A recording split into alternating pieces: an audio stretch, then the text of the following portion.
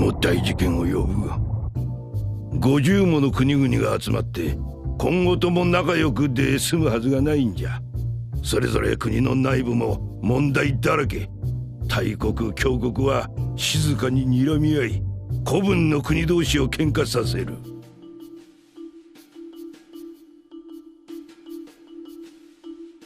連中にとって資源や技術は脅しの道具。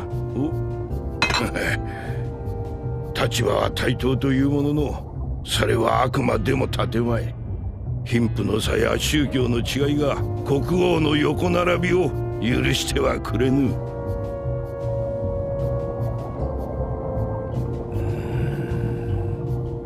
いざ手を組んでみりゃ笑顔で足を踏んづけ合う。国民のため他国のための発言ができる王が果たして何人いることか。円卓が泣いておるわ。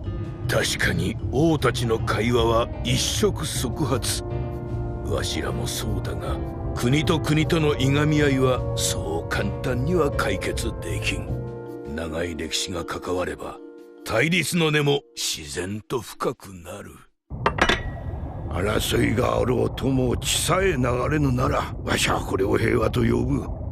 A fala de Garp em One Piece revela o núcleo cínico daquilo que chamamos de ordem mundial. A paz como suspensão provisória da guerra e a justiça como administração seletiva da violência.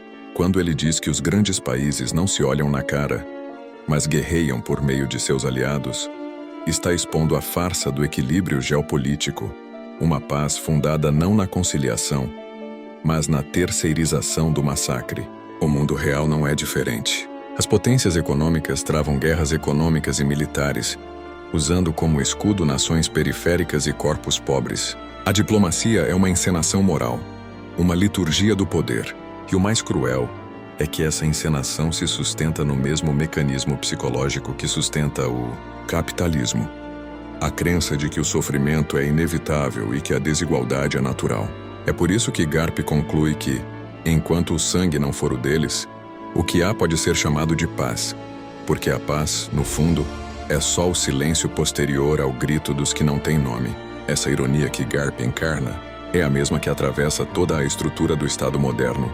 A ideia de justiça foi convertida em instrumento de domesticação, não em mecanismo de reparação.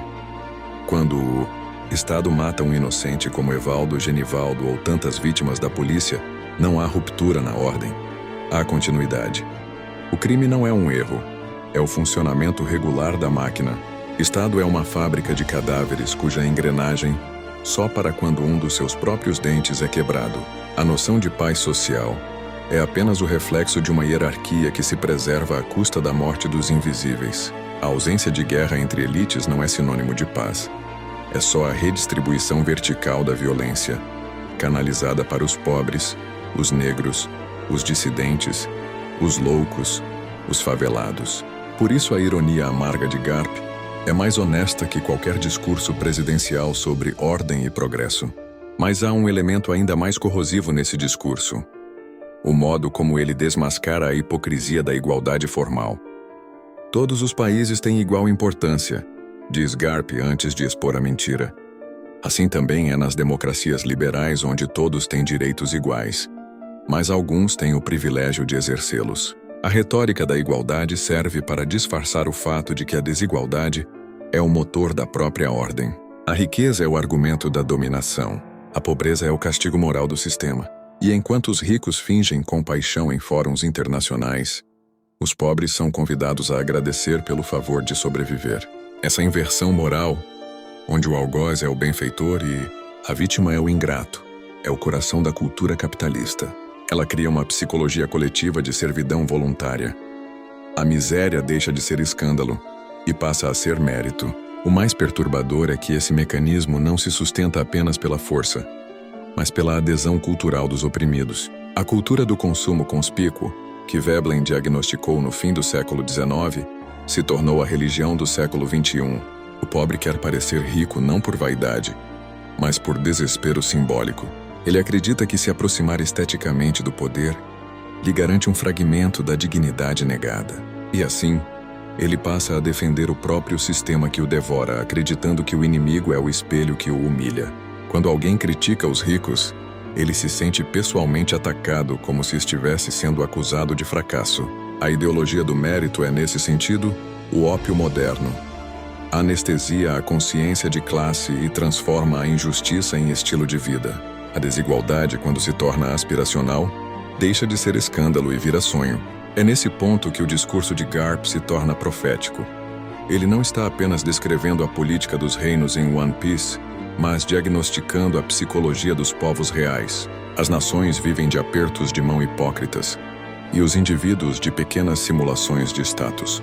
As elites negociam tratados, o povo negocia ilusões. A diferença é apenas de escala. Ambos participam de um teatro onde o sangue derramado é condição de estabilidade. Se não há sangue, há paz. Mas essa paz é apenas o intervalo entre duas formas de covardia, a dos que mandam e a dos que obedecem. O sistema chama de justiça aquilo que não ameaça sua própria sobrevivência, e nós chamamos de moral aquilo que nos permite continuar existindo dentro dele, mesmo quando isso custa a dignidade do outro. Por fim, o que Garp nos mostra é que a paz e a justiça dentro de sistemas hierárquicos são categorias negativas. Não designam a presença de harmonia, mas a ausência de revolta. São estados de anestesia coletiva, onde a dor é administrada como política pública.